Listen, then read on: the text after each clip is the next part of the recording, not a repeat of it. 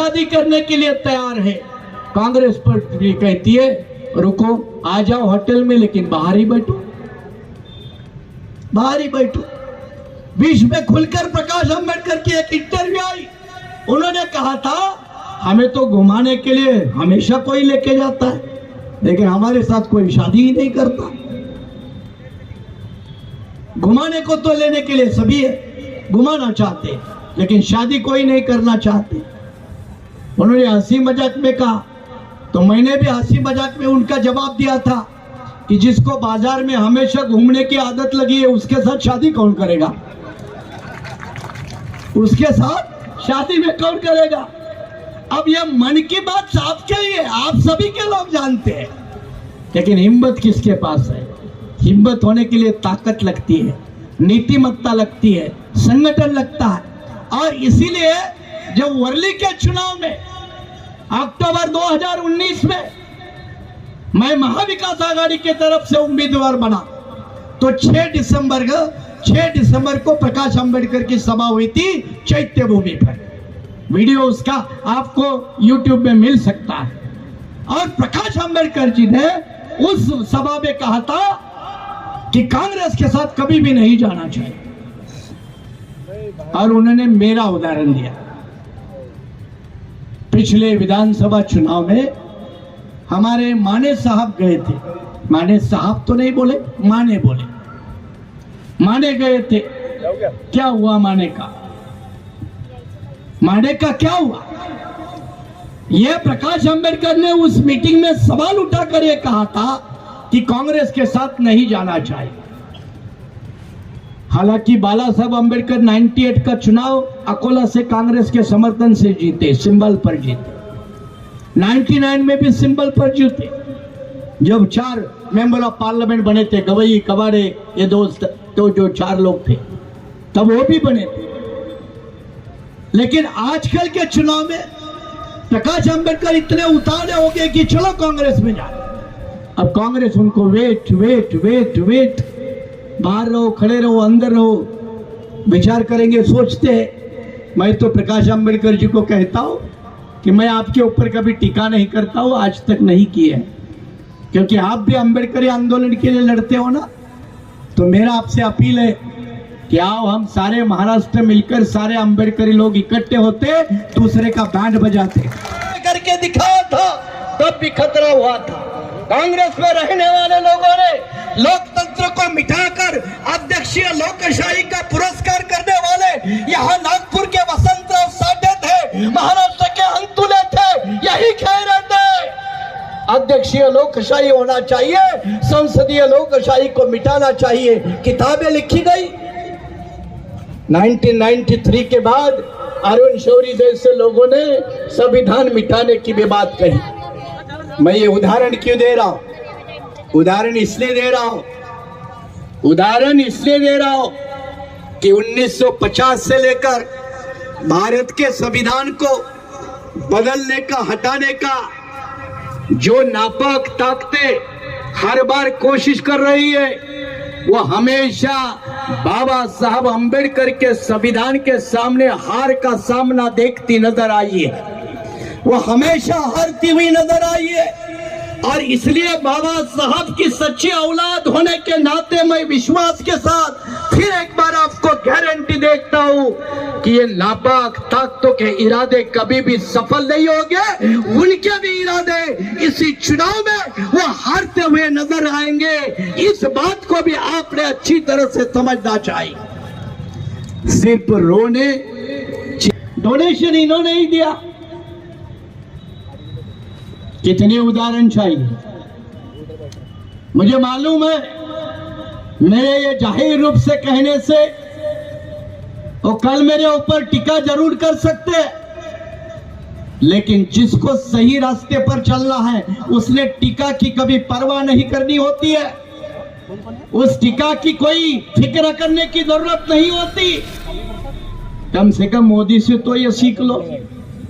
देखो, मोदी ने पार्लियामेंट में खुलकर कहा, देश में कोई भी कौन से कोने में चिल्लाता है, हमें कोई फर्क नहीं पड़ता, कोई फर्क नहीं पड़ता। ये जब वो खुद इतने इंडिपेंडेंट होकर देश के कोने कोने में चलते, तो हम क्या डर डर कर अपना समाज को तैयार करेंगे? क्या डर डर के अपने वोटर को तैयार करेंगे? और क्या डर डर कर फुले शव अम्बेडकर राजनीति खड़े कर पाएंगे? एक तरफ कांशीराम जी के हाँ में हाँ मिलाना और दूसरे के दरबार के सामने हाजिरी देना, ये कांशीराम जी की मूवमेंट के चेलों का काम नहीं, ये बाबा साहब के बंदों का काम नहीं है। क्या उस रास्ते पर चलना नहीं चाहिए? और इसीलिए पिछले 8 साल से, चाहे तेलंगाना हो, चाहे मध्य प्रदेश हो, चाहे हरियाणा हो, हमारे डीजीपी साहब हरियाणा से, हिमाचल में उन्होंने हाल ही में खोला पार्टी का शाखा। नागपुर के चिल्लाने वाले लोग अपने एरिया में चिल्लाते रहे, चुनाव के बाद पंजाब में भी बीआरएसपी की पार्टी की शाखा खुलेगी। इस बात को समझ लेना, इस बात को समझ लेना। इससे मैं आपको मैसेज क्या देना चाहता हूं? मैसेज ये है, बाबा साहब के जमाने में देश के शोषित समाज के लोग इकट्ठे होकर ब्राह्मणवाद के खिलाफ अपने लड़ाई लड़ रहे थे। बाबा साहब चले गए, लड़ाई रुक गई। कोई कांशीराम शख्स आया, फिर उन्होंने कोशिश की, सफल कोशिश की, नाकामयाब कोशिश नहीं, कामयाब कोशिश की।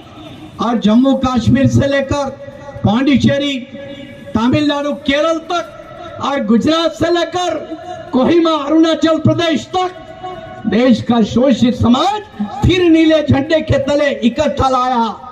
कांशीराम चले गए, फिर बिखराव शुरू होगा। अरे भाई, कांशीराम जी ने अपनी इनिंग खेली, बाबा साहब ने अपनी इनिंग खेली। आप अपनी इनिंग कब खेलोगे? आप अपनी जिम्मेदारी का एहसास कब उठाओगे? और इसी एहसास उठाने के पवित्र भावना से देश के कोने कोने में बिखरे हुए लोगों को इकट्ठे जोड़कर बहुजन समाज की ताकत पैदा करके हुक्मरान के टिम्ब टिम्ब के ऊपर लात मार कर उनको सत्ता से भगाना है। यह बीआरएसपी का मकसद है, यह बीआरएसपी का लक्ष्य है। अब टिम्ब टिम्ब का मतलब तो समझ गए होंगे, खुलकर बताने की जरूरत नहीं है। समझे कि नहीं?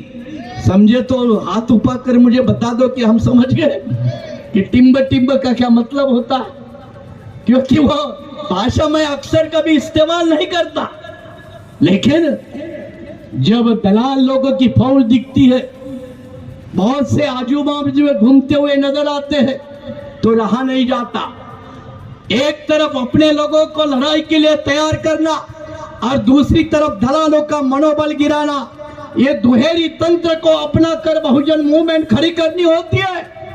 कांशीराम जी ने इसीलिए चमचों को लताड़ा, और मैं कांशीराम जी का चेला होने के कारण किसी भी चमचे और दलाल को अपने नजदीक आने नहीं देता। उनको भी लताड़ने में मैं कोई कसर नहीं छोड़ता, क्योंकि मैं अच्छी तरह से जानता हूं, किसी शायर ने कहा है कि जब तक तुम्हारे बीच कोई गद्दार पैदा ना होगा, जब तक तुम्हारे बीच कोई गद्दार पैदा ना होगा, वादा है, तब से वादा है तुमसे मेरे दोस्तों, तब तक तुम पे कभी वार ना होगा। ये जो नीति होती है। अब चुनाव के समय में महाराष्ट्र में देख रहे, महाविकास आघाड़ी किसको बुला रही है? इसको बुला रही है। किसको बुला रही है? जिसका एक ग्राम पंचायत का मेंबर नहीं है, उसको बुला रही है। नाम लेना जरूरी है, नाम लेना जरूरी है। एक ग्राम पंचायत का मेंबर नहीं। ये हमारे आघाड़ी में सुलेमान साहब ने जिक्र किया 2019 में। इसी भावना को लेकर मैं महाविकास आघाड़ी के साथ था। आदित्य ठाकरे के खिलाफ कोई उम्मीदवार नहीं मिल रहा था, मैंने खुद चुनाव लड़ा, खुद के पैसे से लड़ा, खुद के पैसे से। बाबा साहब के मेहरबानी से प्रोफेसर हूं, वकील हूं, उतनी ताकत रखता हूं, किसी भिखमंगी के पास जाता नहीं हूं, खुद के। लेकिन जब लोकसभा का चुनाव आया, तो पिछली बार नाना करके इधर उधर जाने वाले लोगों को नजदीक करने लगे, क्योंकि उन्होंने देखा कि माने साहब हमारे बताए हुए रास्ते पर नहीं चल सकते, हमारे अंदर नहीं रह सकते। वो तो अपनी इंडिपेंडेंट पार्टी चलाने में विश्वास करते हैं, वो अपनी इंडिपेंडेंट मूवमेंट चलाने में विश्वास करते हैं।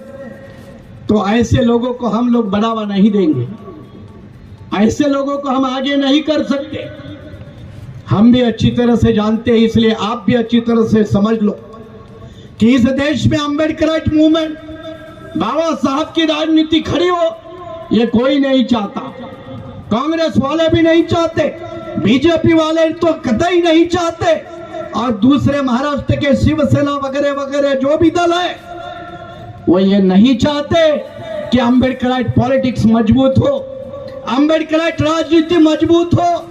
वो हमेशा यही चाहते हैं कि अम्बेडकराइट पॉलिटिक्स उनके दरवाजे बाहर हाथ लेके कटोरा खड़ी रहे, मांगने वाली जिंदगी भर बनती रहे। लेकिन कांशीराम जी ने हमें, बाबा साहब ने हमें मांगने वाले नहीं कहा था, वो मांगने वाले बनकर रहो, इस तरह की राजनीति करने वालों को नहीं कहा था। और इसलिए हम मांगने वालों से नहीं है, हम तो देने वालों से है। और देने वाला कौन होता है? जिसके पास ताकत होती है, वो ताकत के आधार पर वो देने वाला बन सकता है। इसके ऊपर हमारा विश्वास है। इसका मतलब ये नहीं कि गठबंधन के राजनीति को हम ठुकरा देते हैं, इसका मतलब ये कतई नहीं। यहाँ मंच पर जो बैठे हुए लोग हैं, चाहे उत्तर प्रदेश के हो, चाहे हरियाणा के, चाहे तेलंगाना के हो, ये कम से कम 100 सीटों पर किसी का खेल बना भी सकते हैं, किसी का खेल बिगाड़ भी सकते हैं। ये दोनों ताकत वाले लोग हैं। और अगर हम किसी का खेल बिगाड़ सकते हैं तो हमें अपना खेल बनाना आना भी चाहिए ना। हमेशा खेल बिगाड़ते रहो, 2014 बिगाड़ो, 2019 बिगाड़ो, 2024 बिगाड़ो, फिर 2029 तब चुनाव आयोग कहेगा लोकसभा और असेंबली साथ में ले लो, और मुश्किल। तो हम और तुम खड़े कब होंगे? अपनी राजनीति कब कर पाएंगे? इसका मतलब आपका कहना होगा, आपके मन में होगा, कुछ जो सुनने वाले, बॉर्डर पे खड़े होने वाले, इनके मन में सवाल होगा कि क्या भाजपा और आरएसएस को मदद करेंगे, क्या उनको विरोध नहीं करेंगे? अरे विरोध तो हम जितना हम करते हैं ना, उतना कांग्रेस भी नहीं करती। जितना हम करते हैं, सुलेमान जी करते हैं, यहाँ के वर्मा जी करते हैं, हमारे यादव जी करते हैं, उतनी तो कांग्रेस भी नहीं करती। कांग्रेस भी छुपे छुपे कहती है हम भी तो सनातन धर्म को मानते हैं, हमारा भी तो हिंदुत्व है। क्या ये सच्चाई नहीं? क्या ये सच्चाई नहीं? मध्य प्रदेश के चुनाव में कमलनाथ, दिग्विजय सिंह, हम भी तो सनातन धर्म को मानते हैं, दबी आवाज में। अयोध्या का राम मंदिर का उद्घाटन हुआ, हिमाचल से एक कांग्रेस का मंत्री उस प्रोग्राम में हाजिर था, एक कांग्रेस का मंत्री। आधी कांग्रेस संघ वालों लोगों की भरी पड़ी है। थोड़े बहुत लेफ्ट विचारधारा के लोग, वो एक आर्थिक लेवल की जंग लड़ते हैं। छोटे मोटे ईमानदार अम्बेडकरवादी विचारधारा की जंग लड़ते हैं। लेकिन बाकी पार्टियां कौन सा जंग लड़ती है? एक राहुल गांधी छोड़ दे तो कौन सा नेता अदानी के खिलाफ बोलता है? एक राहुल गांधी छोड़ दे और थोड़े बहुत अभी खड़गे जो छोड़ दे तो कौन सा कांग्रेस का नेता बीजेपी से लोहा लेने की ताकत रखता है? और बीजेपी के साथ लोहा लेना ये सिर्फ राजनीतिक लड़ाई नहीं है, ये असली लड़ाई विचारधारा की है। और इस विचारधारा में, संघ की विचारधारा के खिलाफ कोई मजबूती से खड़ा रह सकता है तो फटा पुराना गरीब अम्बेडकरवादी ही खड़ा हो सकता है, और कोई खड़ा नहीं हो सकता, कोई और खड़ा नहीं हो सकता। और इसलिए बीजेपी वाले भी बाकी किसी को नहीं डरते, लेकिन नीले झंडे वालों को देखकर जरूर डरते हैं, जरूर डरते हैं। ये नीले झंडे के पीछे ताकत कितनी है, ये अलग सवाल है। लेकिन उस नीले झंडे के पीछे अंबेडकर की ताकत छिपी हुई है, बाबा साहब की ताकत छिपी हुई है। उस ताकत को वो डरते हैं और इसलिए आज नहीं तो कल आखिरी जंग कभी न कभी तो आपको लड़नी होगी ना। ये विचारधारा की जंग इंस्टॉलमेंट में नहीं लड़ी जाती, ये सत्ता के मैदान में सिर्फ नहीं लड़ी जाती, और लड़ी जाती है तो देखो डीएमके वाले तमिलनाडु में लड़ रहे हैं ना। डीएमके वाले तमिलनाडु में कहते ना, अगर तुम्हारा सनातन धर्म जाति को मानता है तो ऐसे धर्म को हम नहीं मानते। अगर तुम्हारा सनातन धर्म स्त्री और पुरुष में भेदभाव करता है तो हम ऐसे धर्म को नहीं मानते। अगर तुम्हारा सनातन धर्म छुआछूत को मानता है तो ऐसे धर्म को हम नहीं मानते। क्या ये भाषा कांग्रेस वाला बोल सकता है? क्या इस भाषा का प्रयोग कोई और पार्टी वाला कर सकता है? क्या तेलंगाना में इस भाषा का प्रयोग केसीआर कर सकता है? क्या हरियाणा में इस भाषा का प्रयोग कोई सैनी कर सकता है? कौन कर सकता है? इनमें उतनी ताकत नहीं है। और इसलिए हम ये जो चुनाव रैलियां करती है वो सिर्फ सरकारें बदलने के लिए नहीं, समाज बदलना इतना भी जरूरी है। और जिस दिन समाज बदलेगा सरकार अपने आप बदलेगी, क्योंकि समाज का प्रतिनिधित्व करने वाली सरकार होती है। तो हमें उस समाज की खोज है जो समाज मानवतावादी भूमिका को आगे लेकर चलेगा। उतनी तगड़ी भूमिका लेनी चाहिए। अगर यह भूमिका नहीं अपनाई तो राजनीति आती जाती रहेगी, चुनाव आते जाते रहेंगे, लेकिन सफल नहीं होंगे। यही कांशीराम जी की भाषा को समझो, यही कांशीराम जी की अपील को समझो। कांशीराम जी के फोटो लगाना और उनके विचार को एक्सेप्ट करना जमीन आसमान का फर्क है। और इसीलिए जब देश के कोने कोने में कारपोरेट के सहारे, मीडिया के सहारे यहाँ के लोग सत्ता में बड़े बैठे हैं, और कारपोरेट का मतलब क्या है? कारपोरेट का मतलब क्या? कारपोरेट का मतलब जो आज के सारे मीडिया में खबरें आ गई, उस खबरें से पता चला, क्या पता चला कि इस पार्टी को इस कंपनी से इतने पैसे मिले। वो भी छिपाना चाहते थे, छिपाने की कोशिश की। स्टेट बैंक ऑफ इंडिया के अध्यक्ष को इस्तीफा देना चाहिए। कांग्रेस वाले, बाकी दल वालों, इन्होंने उनके पीछे लगना चाहिए था कि स्टेट बैंक ऑफ इंडिया को आगे करके मोदी सरकार अपने काले काम को छिपाना चाहती है, तो काले काम देश के सामने किसी भी कीमत पर आने चाहिए। इसलिए अपोजिशन पार्टी को बहुत एग्रेसिव होना बहुत जरूरी था। लेकिन ना स्टेट बैंक के खिलाफ कोई आता है, लेकिन स्टेट बैंक में स्टेट बैंक की कर्मचारियों की यूनियन है। वो यूनियन ने कहा कि स्टेट बैंक के अध्यक्ष को इस्तीफा देना चाहिए, स्टेट बैंक के अध्यक्ष को इस्तीफा देना चाहिए। लेकिन स्टेट बैंक का अध्यक्ष को अपॉइंट कौन करता है? केंद्र सरकार अपॉइंट करती है। सेंट्रल गवर्नमेंट, आजकल सेंट्रल गवर्नमेंट कोई टर्मिनोलॉजी इस्तेमाल नहीं करता। मोदी सरकार, मोदी सरकार, कोई केंद्र सरकार नहीं कहता, कोई सेंट्रल गवर्नमेंट नहीं कहता, सीधा सीधा मोदी सरकार। अब मोदी सरकार की यह कंसेप्ट है कि ऐसे चेयरमैन बनाए जाए तो करोड़ों रुपए लेते हैं। आंकड़े सामने आए।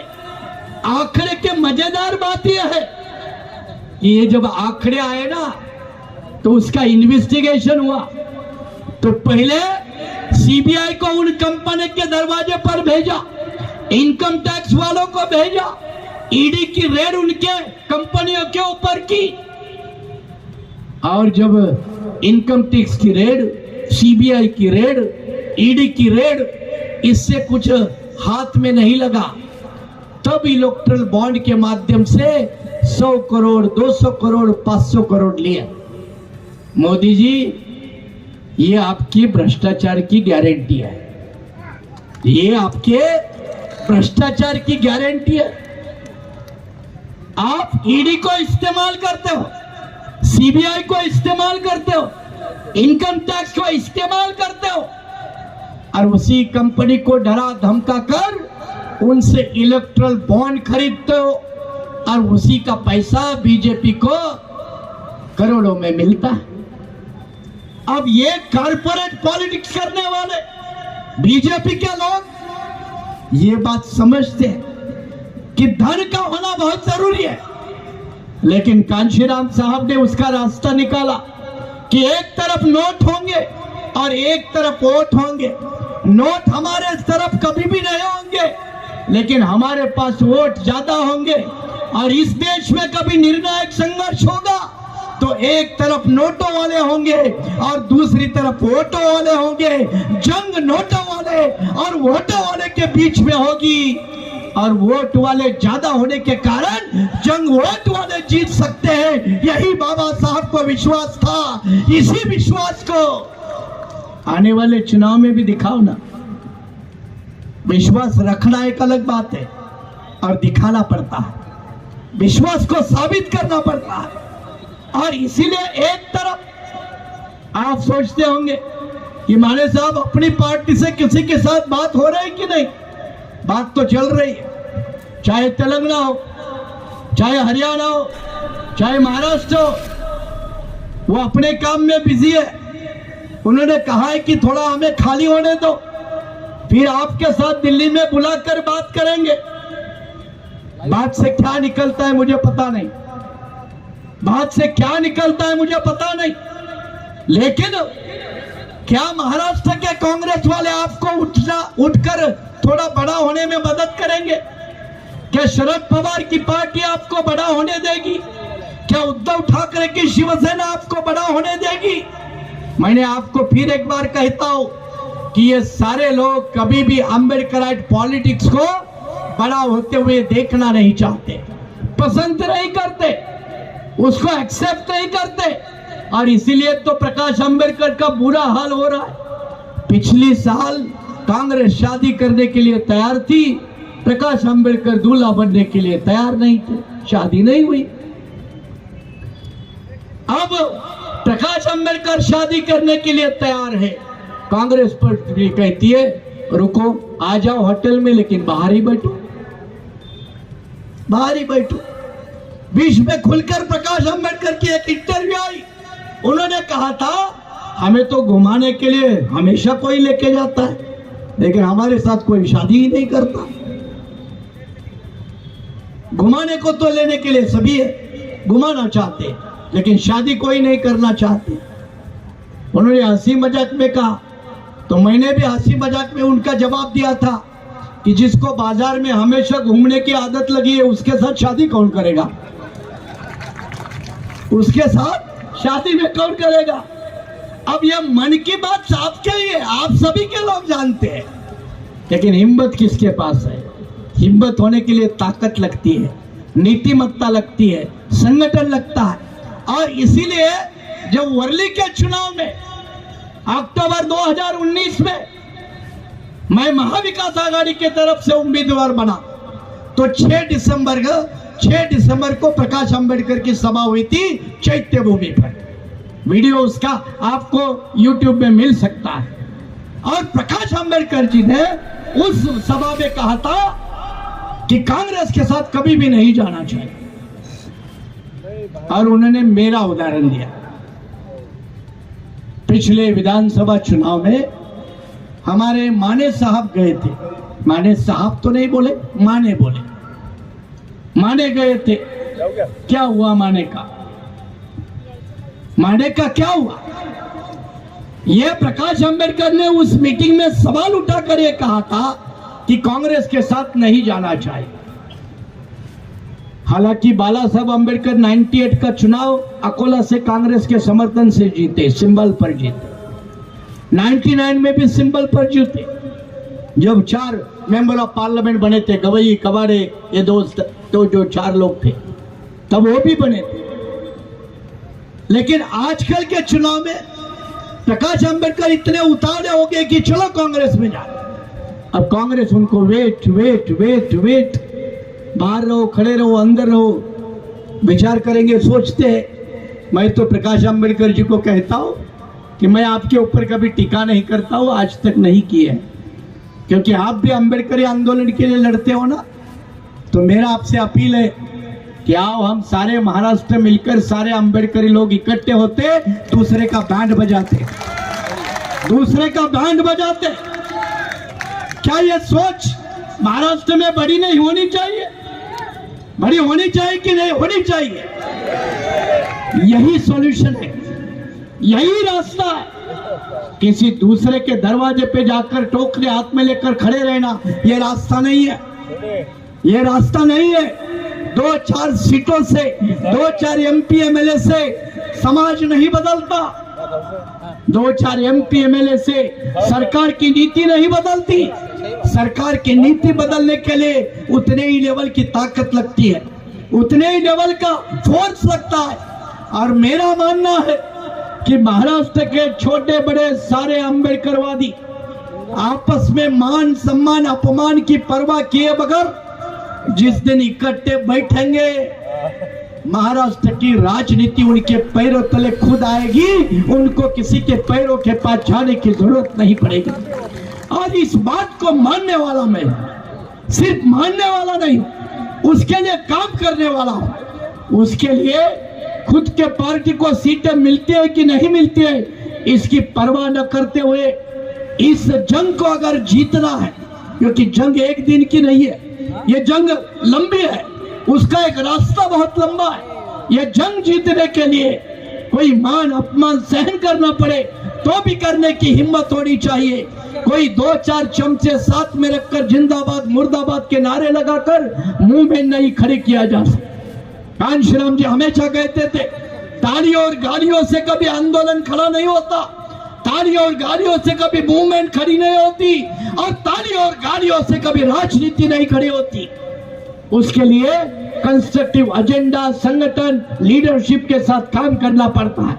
और वो लीडरशिप चाहे जंगल में रहने वाला आदिवासी हो। हमारे जराते जी आए थे पिछले महीने में, अपनी पार्टी की बड़ी रैली गढ़चिरौली में संपन्न हुई।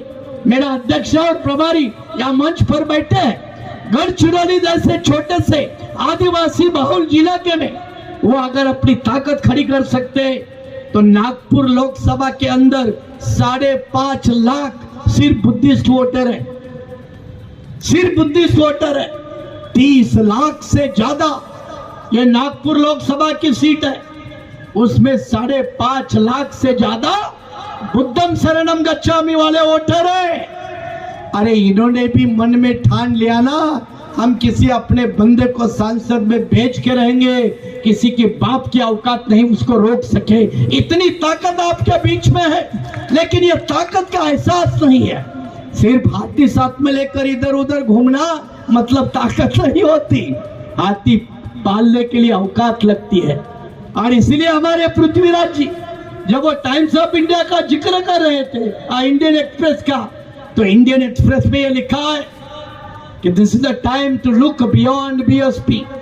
अब बीएसपी छोड़कर और आगे देखने की जरूरत है, और छोड़ना इसलिए क्योंकि बीएसपी अब काम की नहीं रही। वो उस तरह का सारांश वो आर्टिकल का बना है। ये जब और कोई लिखते हैं तो आप समझेंगे माने साहब आपने पार्टी बीएसपी बढ़ाने में कोई कसर नहीं छोड़ी। मेरे इस समय में 2014 के चुनाव में महाराष्ट्र में 6 सीटें 2 नंबर पे रही, यही उत्तरी नागपुर में हम 2 नंबर पे रहे, सबसे ज्यादा 56,000 से वोट लिए थे। क्या हमें खुशी होती है अपनी पार्टी को गिरते हुए देखकर?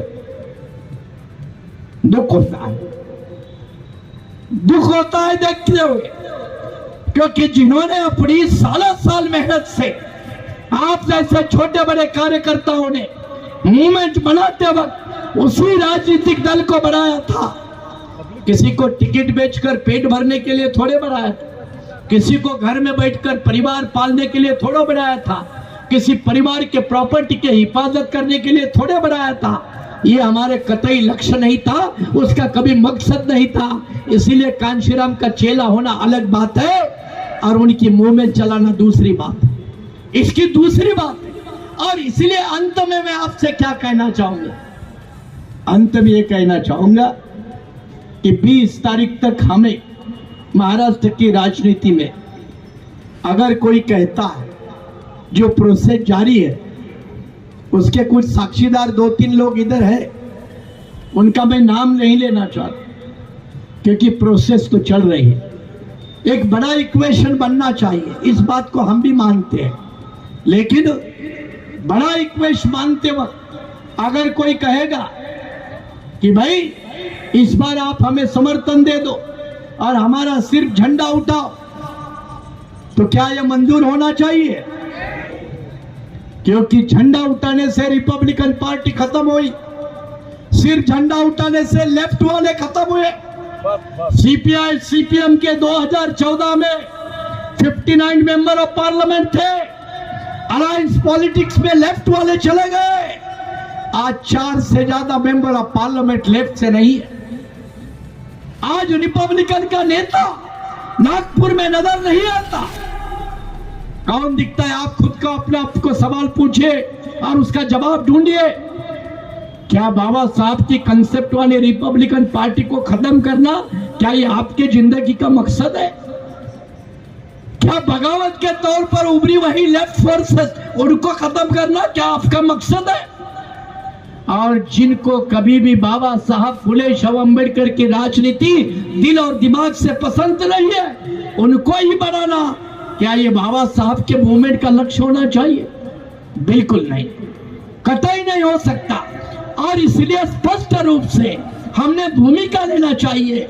भाई हम आपका साथ तो देना चाहते, आपका साथ तो निभाना चाहते, लेकिन आप भी हमें साथ देने का, अपना धर्म का उसका पालन करो जो राजनीतिक धर्म होता है। ये राजनीतिक धर्म होता है और हम भी मानते खतरा है। शेड्यूल कास्ट का सब क्लासिफिकेशन महाराष्ट्र में हो रहा है, देश के ऊपर मोदी सरकार करने जा रही है। आदिवासी के जनगणना को नकार दिया, खुद कहते हैं पंतप्रधान मैं ओबीसी हूं, ओबीसी की जनगणना नहीं होगी। आदिवासी हमारे मरावी बैठे, हमारे आदिवासी के अभी 4 टुकड़े, क्योंकि जिन्होंने धर्म परिवर्तन किया उनको आदिवासी से निकाल दो, बड़ा षड्यंत्र है। फिर भी हमारे आदिवासी भाई लोग अभी भी बीजेपी के शरण में है, कोई ना कोई बीजेपी के शरण में है। ये सारे बड़े षड्यंत्र है। महाराष्ट्र में भारती नाम की अपनी छोटी सी संस्था है, ये भारती के कई दफ्तर नागपुर में है।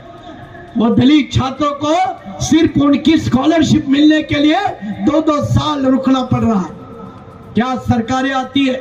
महाराष्ट्र के शेड्यूल कास्ट के कर्मचारी, शेड्यूल ट्राइब के कर्मचारी, महाविकास आघाड़ी की सरकार थी, अजित पवार फाइनेंस मिनिस्टर थे।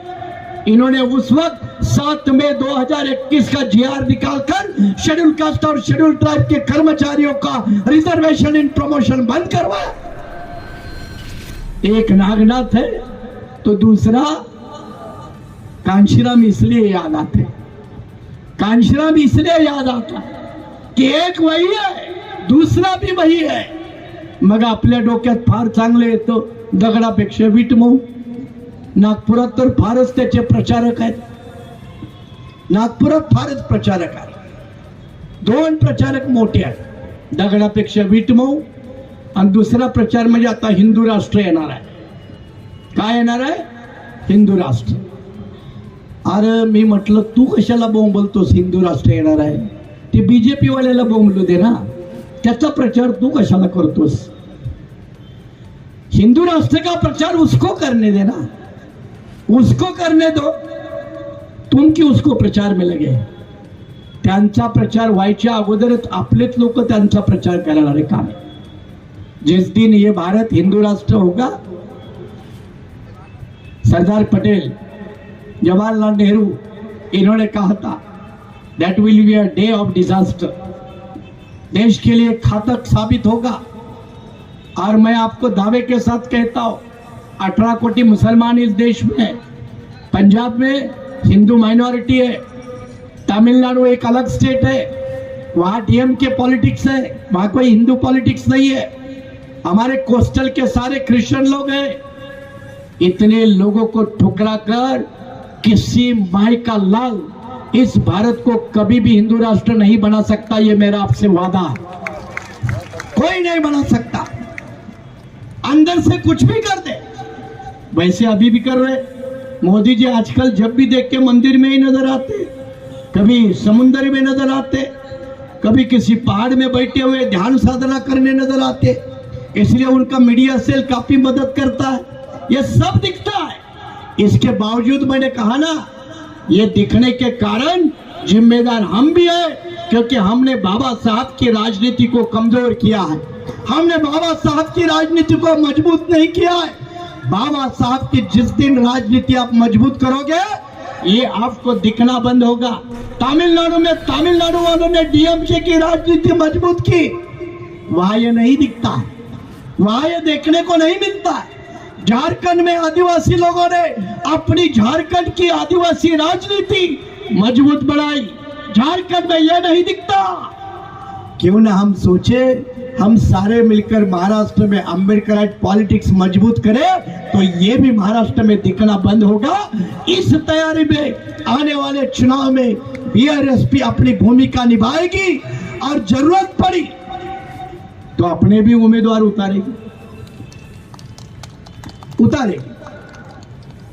उतारेगी तो ध्यान रखेंगे कि बीजेपी को फायदा ना हो, इसका ध्यान रखेंगे।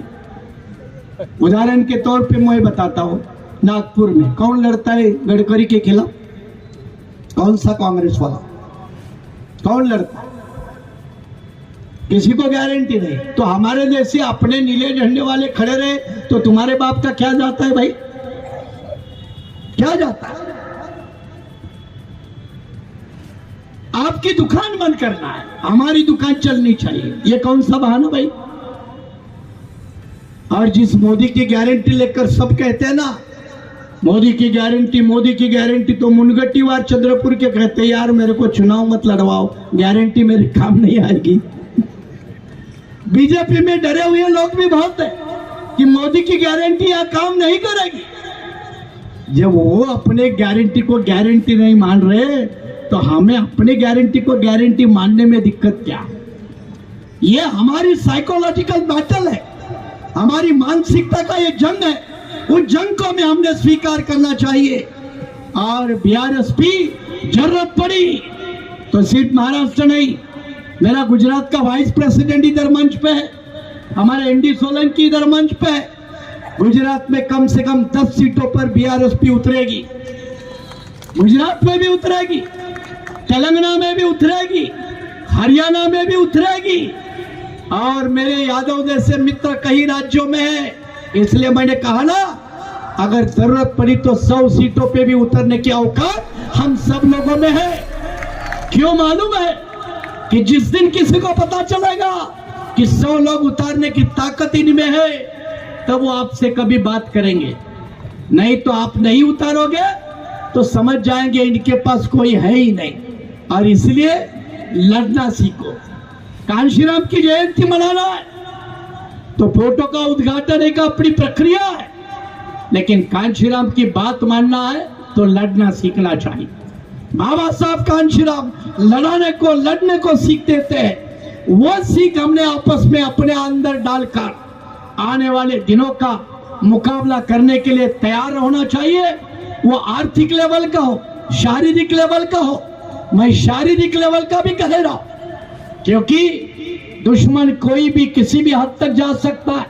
चाहे आंदोलन गायरान धारकों का हो, चाहे आंदोलन हमारे माटे जी मंच पर बैठे हमारे कोसे खुर्द डैम प्रकल्पग्रस्तों वालों का आंदोलन हो या राजनीतिक लड़ाई हो, रिस्क तो उठानी पड़ती है, धोखे तो एक्सेप्ट करने पड़ते हैं। राजनीति बिना धोखे का खेल नहीं है। और जिसने धोखा हिम्मत एक्सेप्ट करने की है वही राजनीति कर सकते हैं।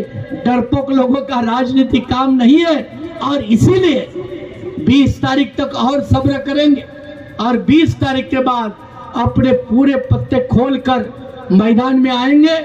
अगर आपकी सोच बीआरएसपी के साथ मिलजुल खाती है तो आप तन मन धन के साथ, पूरी हुनर के साथ, पूरी जोश के साथ बीआरएसपी के कैडर के साथ मिलकर, बीआरएसपी की दोस्त पार्टियों के साथ मिलकर, जैसे हमारे गढ़चिरौली में हमारे ये दूसरे साथी आए, रामदास जी आए, ऐसे साथी कई जिलों में उनसे मिलकर अपना एक अलग ताकत का एहसास कराइए। कांशीराम जी यही बात बार बार कहते थे और अंत में कहते थे, इस बारे में मैं भी ज्यादा सोचता हूँ, आप भी जरा सोचने का काम करिए। उसी बात को मैं दोहराते हुए मैं भी सोचता हूँ, आप भी सोचिए। यह कहकर पुनः से एक बार आयोजकों का शुक्रिया अदा करते हुए मैं आपसे विदा लेना चाहूंगा। जय भीम, जय भारत। धन्यवाद साहेब सविस्तर मार्गदर्शन केल्याबद्दल। आणि यानंतर मी नागपूर जिल्हा बीआरएसपीचे अध्यक्ष डॉक्टर विनोद रंगारी यांना विनंती करतो की त्यांनी सभेचा आभार प्रदर्शन करावं।